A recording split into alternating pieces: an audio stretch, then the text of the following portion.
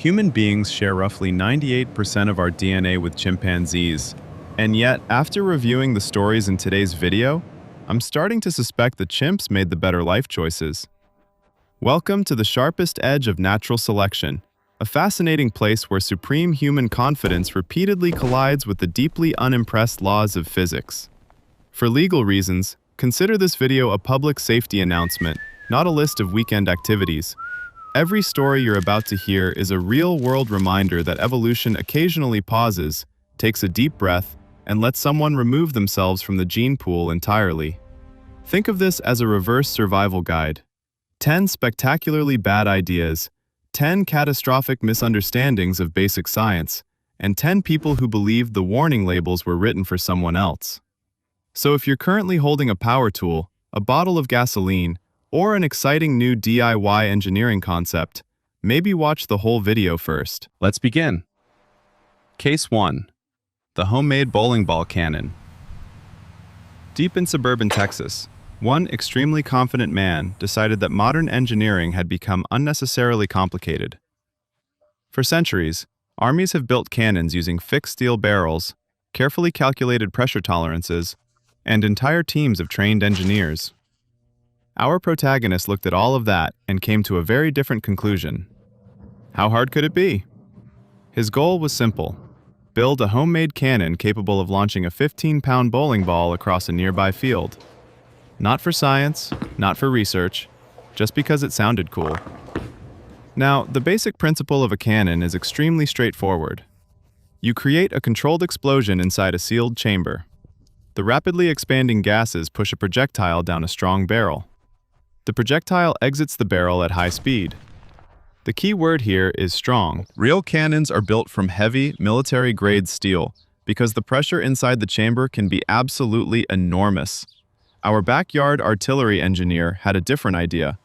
Instead of steel, he chose PVC plumbing pipe, specifically a 6-foot length of the same plastic pipe normally used to transport household wastewater from your toilet to the sewer system.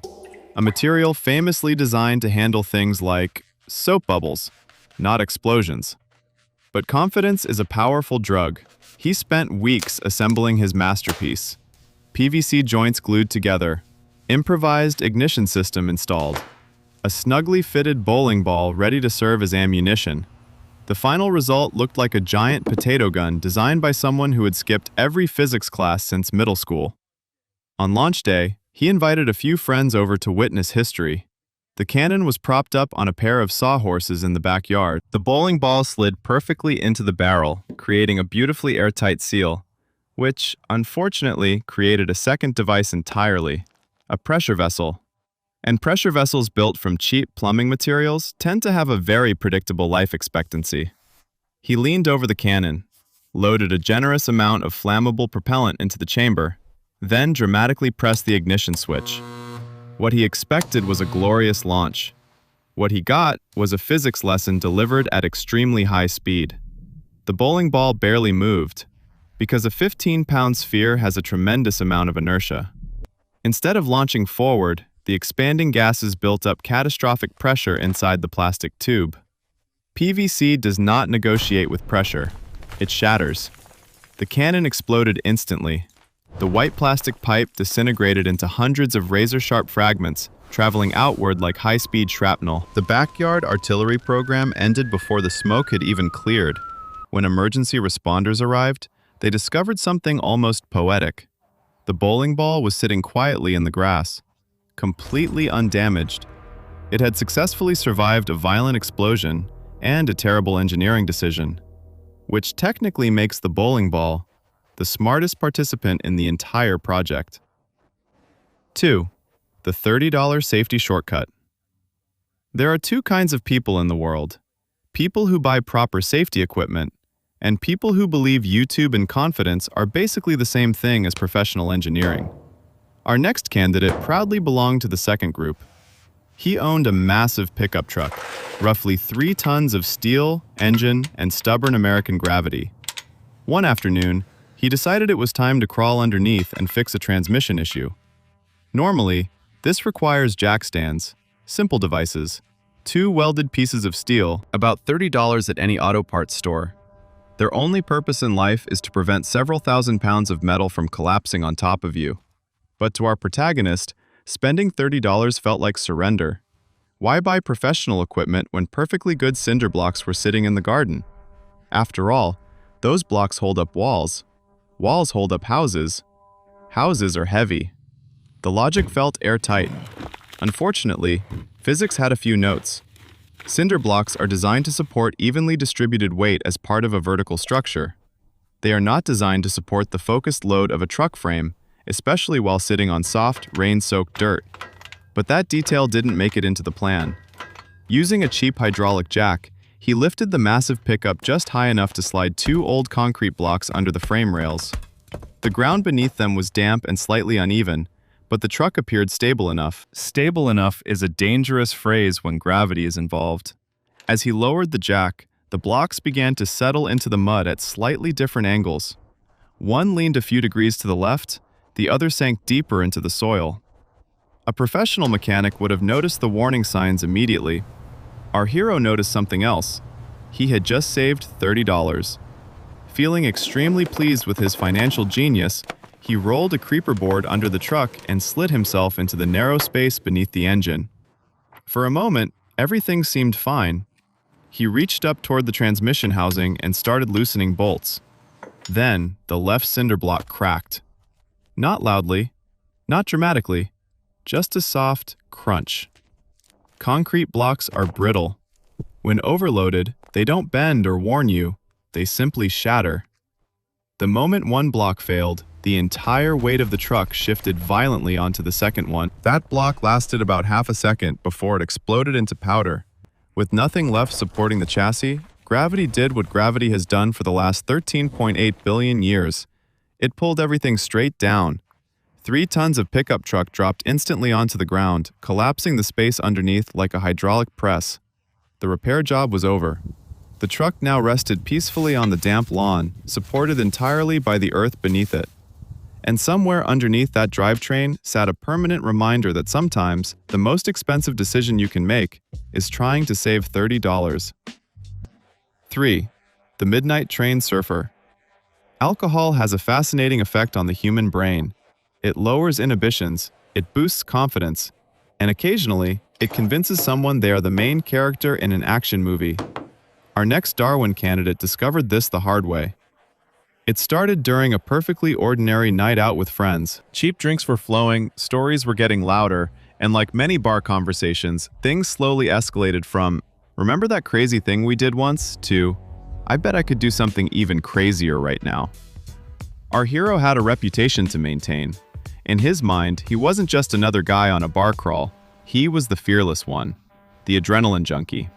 So when the conversation drifted toward dangerous stunts, he decided the evening needed a demonstration. His idea? Train surfing. If you've never heard of train surfing, that's because it's one of those activities that sounds cool for about 5 seconds.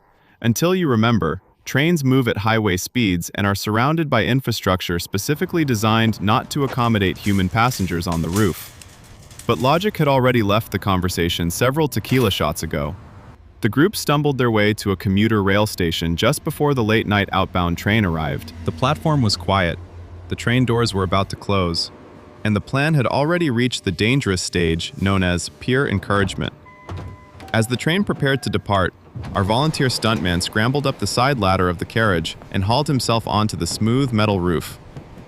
Now, trains are designed to be aerodynamic, which means the roof is basically a curved sheet of metal with no handles, no grip points, and no safety features whatsoever. For the first few seconds, though, it worked. The train pulled out of the station. The wind rushed past him. The city lights blurred by below. Somewhere inside the cars, commuters were quietly scrolling through their phones, completely unaware that an intoxicated human decoration had been installed on the roof. Up above, our surfer spread his feet wide, pumped a fist into the air, and screamed triumphantly into the night. For nearly 45 seconds, he believed he had conquered the system. Then physics introduced him to civil engineering. Railways are filled with structures designed to sit just above the height of the train. Bridges, signs, maintenance platforms, all carefully positioned for maximum efficiency and minimum clearance. They are not designed with extra space for a standing human, and, unfortunately, our daredevil had spent most of his triumphant victory speech staring down at the passing scenery instead of forward at the track ahead, which meant he never saw the concrete pedestrian bridge approaching at 60 miles per hour. To the train, the bridge was perfectly positioned. To the human standing on top of it, the clearance was about 2 feet too short. The impact was instantaneous. The train continued forward at full speed, completely unbothered by the brief encounter. Passengers inside the cars felt nothing. The engineer up front never even knew anything had happened. But somewhere behind them, the roof of carriage number 4 had just learned an important aerodynamic lesson. Objects traveling at highway speeds cannot occupy the same space as reinforced concrete. And for one extremely confident train surfer, the evening's stunt ended exactly the way physics textbooks always say it will: abruptly. 4. The industrial strength clothesline. Hanging laundry is usually one of the safest activities a human being can perform. 2 posts, a rope, a few clothespins, no explosions, no heavy machinery, no emergency responders required. Unless, of course, the job is assigned to someone who believes every household project should be built with the same standards used to construct suspension bridges. Our next Darwin candidate was exactly that kind of man. His wife had asked him to install a new clothesline in the backyard. She wanted to hang a few heavy winter quilts outside to dry. A simple request. Most people would solve this problem using rope, but rope, in his mind, was weak, temporary, unworthy of a serious engineering solution. So he went to the garage.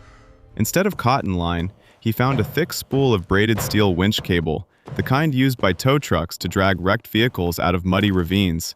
In his mind, this was perfect. Why settle for a flimsy clothesline when you could build something industrial grade? He anchored one end of the steel cable to the trunk of a large oak tree. The other end was connected to a heavy-duty ratcheting hand winch bolted to a second tree across the yard. What he had unintentionally built was not a clothesline. It was a high-tension steel trap. Steel cables are incredibly strong, but they also obey a very specific rule of physics. When stretched under extreme tension, they store enormous amounts of potential energy. Professional riggers understand this. That's why they stand well clear of cables when tightening them. Our backyard engineer did not. Standing directly between the 2 trees, he began cranking the winch lever again and again, tightening the steel cable further each time. The cable began to hum softly in the breeze. The 2 trees actually started bending slightly toward each other. Metal groaned. But the line wasn't perfectly straight yet, so he kept going. Another crank. Another click. The cable tightened further, vibrating like a guitar string tuned by someone who hated guitars. At this point, a professional engineer would have stepped back slowly and reconsidered several life choices.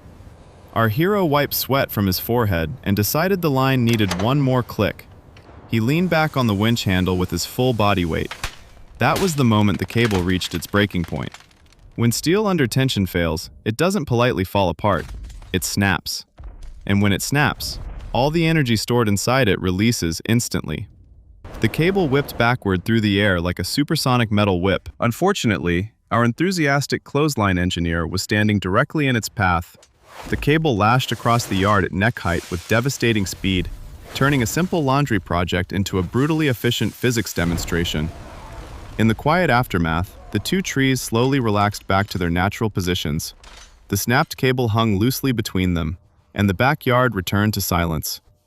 The quilts, ironically, never did get hung out to dry, which is a reminder that sometimes the simplest household tasks really do only require a piece of rope and a little humility. 5. The Invincible Sledgehammer Experiment. The internet has created a fascinating new species of human, the attention experimentalist. These are people who look at social media and conclude that the fastest path to fame is demonstrating something nobody asked for and nobody needs. Usually this involves dangerous stunts. Sometimes it involves wild animals, and occasionally it involves extreme misunderstandings of basic physics. Our next Darwin candidate was a self-proclaimed local tough guy who wanted to prove a very specific point to his online followers. He believed he had trained his body to become immune to pain. Now, confidence like that normally comes from martial arts training, years of conditioning, or perhaps a deep misunderstanding of the difference between resilience and stupidity. In this case, it came from a dusty military surplus store. He had purchased an old police riot vest, the kind designed to protect officers from the wide swinging impact of wooden batons during crowd control. To him, this vest was essentially superhero armor, so naturally, the next logical step was to test it. But because the Darwin Awards require a level of creativity in self-destruction, he didn't simply ask someone to hit him with a stick. That would be too ordinary. Instead, he constructed what can only be described as a homemade medieval siege device. In his backyard, he built a metal frame and suspended a 12-pound iron sledgehammer from a thick rope, creating a perfect pendulum. If you've ever taken a high school physics class, you might remember that pendulums convert gravitational potential energy into kinetic energy, which is a polite way of saying heavy objects on ropes can hit very hard. But our experimenter wasn't concerned. He hoisted the hammer up to nearly a 90-degree angle and secured it with a simple slip knot. Then he stepped into position directly at the bottom of the arc, the exact point where the hammer would reach maximum speed. The vest was strapped on. The camera was recording. He gave a motivational speech about strength, fearlessness, and the power of believing in yourself. Then he pulled the release cord. The hammer fell. Gravity took over, and the heavy iron head accelerated through the arc with the quiet determination of Sir Isaac Newton personally settling an argument. When it reached the bottom of the swing, it struck the center of his chest with a deafening crack. The riot vest did exactly what it was designed to do. It distributed the impact. Unfortunately, it distributed the impact into his ribcage, his sternum, and several very important internal organs. Riot armor is built to soften a human punch. It is not designed to absorb the concentrated force of a 12-pound steel mass traveling at full pendulum velocity. The result was instantaneous. The camera kept recording for several seconds after the impact, documenting the quiet aftermath of a physics experiment that had gone exactly the way physics always predicted it would. In his attempt to prove pain was an illusion, he accidentally demonstrated something much more reliable. Gravity always finishes the job. 6. The Roadside Animal Rescue. There is a very specific kind of person who believes every wild animal secretly wants to be saved. You know the type. They watch nature documentaries and assume that if they ever encounter wildlife in distress, the correct response is compassion, courage, and possibly a hug. Nature, unfortunately, does not operate on Disney logic. Our next Darwin candidate learned this lesson beside a busy interstate highway just as the sun was setting. Traffic was heavy. Semi-trucks were roaring past at nearly 75 miles per hour. Visibility was dropping, and the gravel shoulder of the road was narrow and uneven. In other words, it was not the safest place to conduct wildlife rehabilitation. But while driving home, our hero noticed something lying on the side of the road. A small, furry shape. Motionless. Concerned, he pulled over immediately. As he approached, he discovered what appeared to be a large opossum sprawled on the gravel. Its body was stiff, its mouth slightly open, and its eyes glassy. To anyone familiar with North American wildlife, the situation would have been obvious. Opossums possess one very famous defense mechanism. When threatened, they collapse and perform an extremely convincing impression of a dead animal. It's called playing possum. Predators lose interest in carrion, so the opossum survives by pretending it's already expired. But our roadside rescuer had a different interpretation. In his mind, the animal wasn't pretending. It was suffering from some kind of tragic roadside medical emergency. And in that moment, he decided the situation required immediate life-saving intervention. Now, there are many ways to help injured wildlife. Calling animal control, contacting a wildlife rescue organization, keeping a safe distance. What he chose instead was significantly more direct. Kneeling down on the gravel beside the highway, with traffic roaring past just feet away, he decided to administer mouth-to-mouth resuscitation to a wild opossum. He leaned down, pinched the animal's nose, and attempted to seal his mouth over the creature's snout, which was the exact moment the opossum realized the performance had gone too far. The animal immediately abandoned the act. Suddenly waking up to find a giant human face attempting to inhale it, the panicked marsupial reacted with pure survival instinct. It bit. Hard. The terrified animal clamped onto his face and began thrashing wildly. Anyone who has ever been unexpectedly bitten by wildlife knows that the brain does not respond with calm, rational decision-making. It responds with panic. And panic does something very dangerous. It shuts down situational awareness. Startled and screaming, our rescuer jerked backward in shock, trying desperately to dislodge the furious opossum from his face. In doing so, he took one large step backward.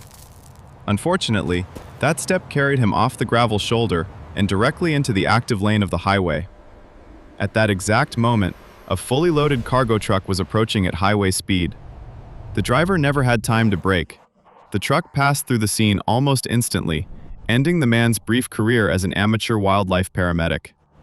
Meanwhile, the opossum, now thoroughly awake and highly motivated, fled safely into the darkness. Which means the only creature successfully rescued that evening was the opossum itself. 7. The steel foundry. Nap factories are not designed with comfort in mind. They are loud. They are hot. They are filled with machines powerful enough to reshape solid metal. And most importantly, they are filled with warning signs.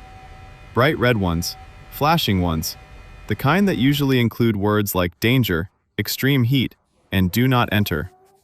These signs exist for a reason. Unfortunately, our next Darwin candidate worked the night shift at a large steel foundry in Germany and had developed a dangerous habit of ignoring them.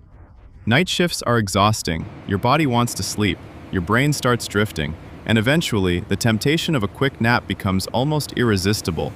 But finding a quiet place to sleep inside an industrial facility is harder than it sounds. There are supervisors, security cameras, and the constant movement of machinery. Still, our protagonist was determined. He wandered through the dimly lit factory floor, searching for a place dark enough and quiet enough to catch a few minutes of sleep. Eventually, he found something that looked perfect. It was a massive industrial ladle. A ladle in a steel foundry is essentially a giant metal bucket used to transport molten slag and liquid metal. This one was enormous, large enough to hold thousands of gallons of glowing, molten material. At the moment, however, it was empty. To an exhausted worker, it looked like the perfect place to rest. It was dark, it was quiet, and most importantly, nobody could see inside it from across the factory floor. He climbed down into the curved steel interior and curled up comfortably at the bottom, like someone settling into a giant metallic hammock. But there was one small detail he had overlooked. Earlier that evening, the ladle had been scheduled for an automated cleaning cycle. Industrial ladles accumulate hardened slag after repeated use. To clean them, the factory activates a system that swings powerful gas burners over the top and blasts the interior with extremely high temperature flames. The process is completely automated. At precisely 4 a.m., the system ignites, and right beside the ladle, mounted clearly on the wall, was a flashing electronic warning sign explaining exactly that. Our sleepy worker had walked past it, then climbed inside anyway. Still, he had a plan. He believed his internal body clock would wake him up a few minutes before the cleaning cycle began. 5 minutes would be plenty of time to climb out. Unfortunately, the human circadian rhythm is not designed to compete with German industrial automation. He fell asleep almost immediately. Minutes passed. Machines continued humming quietly around the factory floor. And at exactly 4 a.m., the cleaning system activated. A large robotic arm swung the gas burners into position above the ladle. Then the ignition system fired. A roaring column of superheated flame blasted directly down into the metal chamber. The cleaning cycle had begun exactly as programmed. The burners were designed to melt hardened slag, material that normally forms at temperatures approaching those inside a volcano. The process was extremely efficient. In fact, when the morning shift arrived later to inspect the freshly cleaned ladle, they were impressed. The interior was spotless, no slag, no residue, just a small, unexplained pile of ash resting at the bottom of the bucket, which served as a quiet reminder that while human alarm clocks sometimes fail, industrial automation almost never does. 8. The tornado armor experiment. There are two ways people usually respond when a tornado warning siren starts screaming across the plains. The first group runs to the basement. The second group runs to the window. Our next Darwin candidate belonged to a very rare third category. the man who believed he could fight the tornado.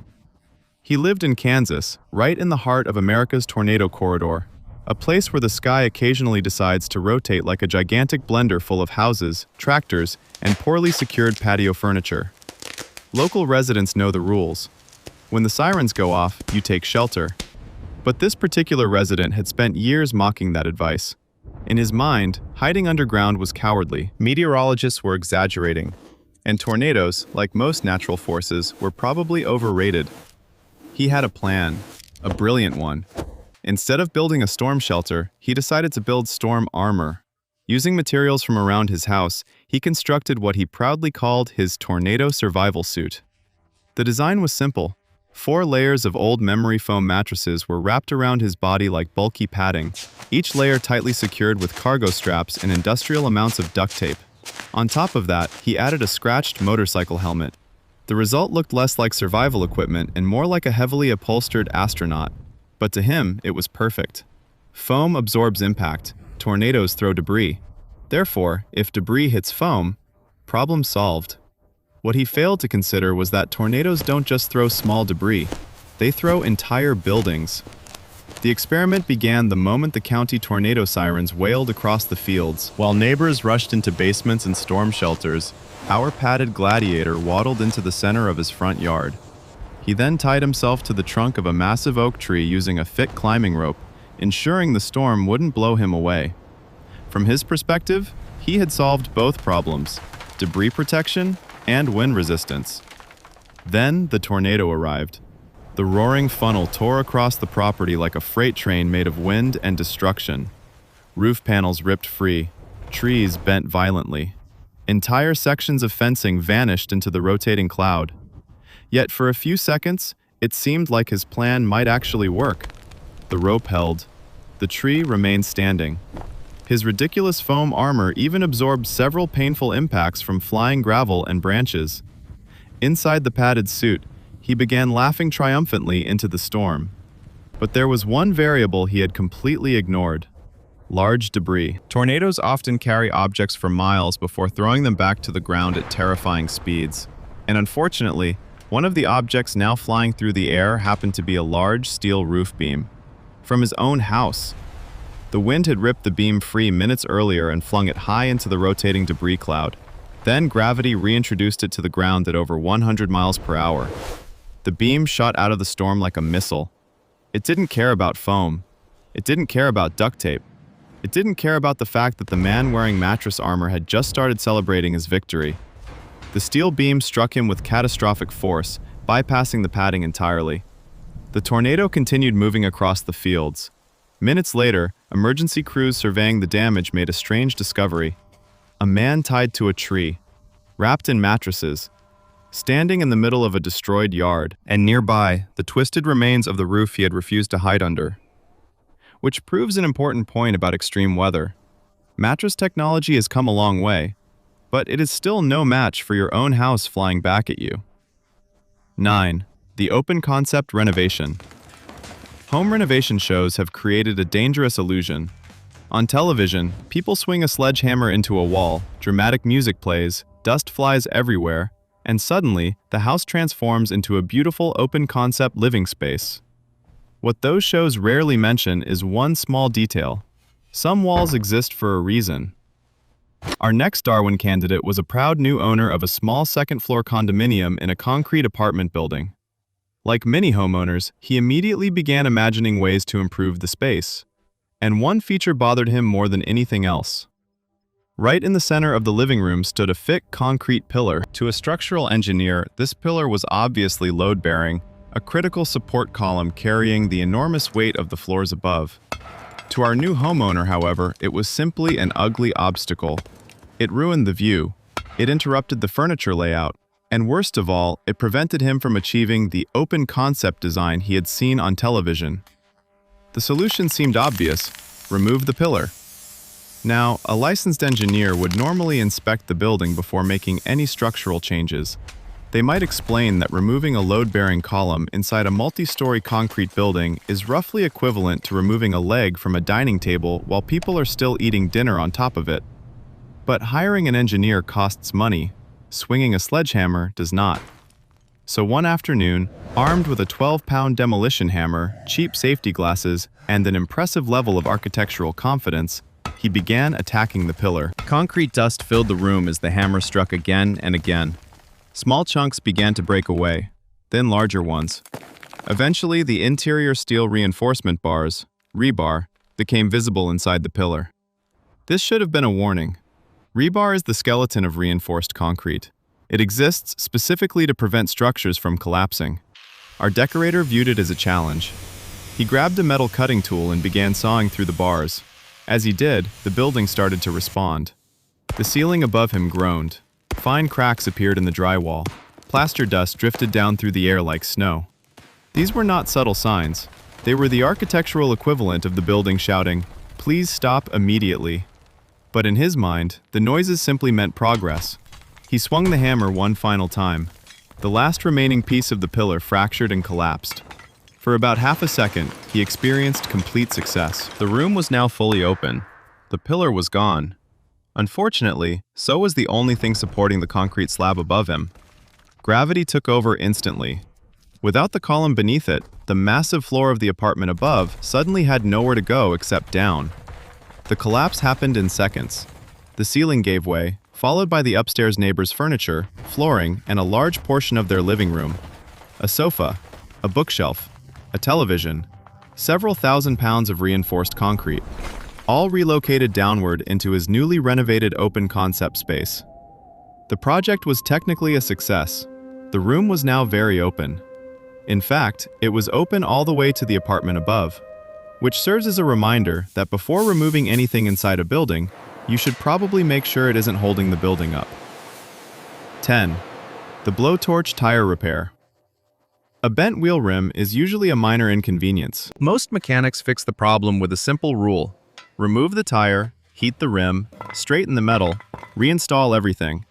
It's not complicated, but it does take time. And time, for our final Darwin candidate, felt like an unnecessary luxury. He owned a large pickup truck with a bent steel rim and believed professional repair shops were little more than elaborate scams designed to extract money from hardworking people. Why pay a mechanic when you can do it yourself? The standard procedure requires removing the tire before heating the metal rim. Rubber and extreme heat do not mix well, especially when the tire is still filled with compressed air. But removing the tire takes effort, so he skipped that step. Instead, he left the tire fully mounted and inflated to roughly 80 pounds per square inch, a rock-solid amount of pressure for a heavy truck tire.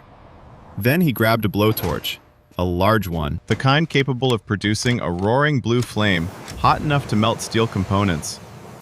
His plan was simple: heat the bent section of the rim until the metal softened, then hammer it back into shape. Unfortunately, he had forgotten a small concept from high school physics. When gas inside a sealed container is heated, the pressure increases dramatically. This principle is known as Charles's law, but our mechanic was busy focusing on the rim. The blowtorch flame roared against the metal wheel. The steel slowly began glowing red as heat spread across the rim. Inside the tire, the air temperature rose rapidly. Pressure built. The rubber sidewall started weakening from the heat. From a distance, the tire began to bulge slightly, the first visible sign that something was very wrong. But he ignored it. He leaned closer, concentrating on the glowing metal while the blowtorch continued feeding heat into the wheel assembly. The rubber began to smoke. The internal pressure kept rising.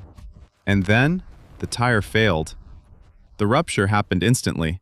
The pressurized air exploded outward, launching the heavy steel rim like an industrial projectile. The sudden release of energy turned the entire wheel assembly into a violent, spinning missile.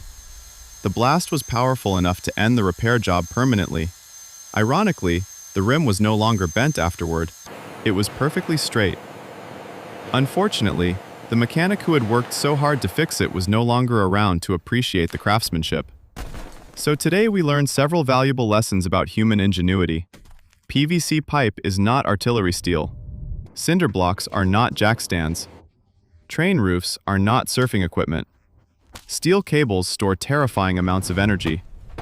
Riot armor does not stop sledgehammers. Wild opossums do not require CPR. Industrial furnaces are not nap pods.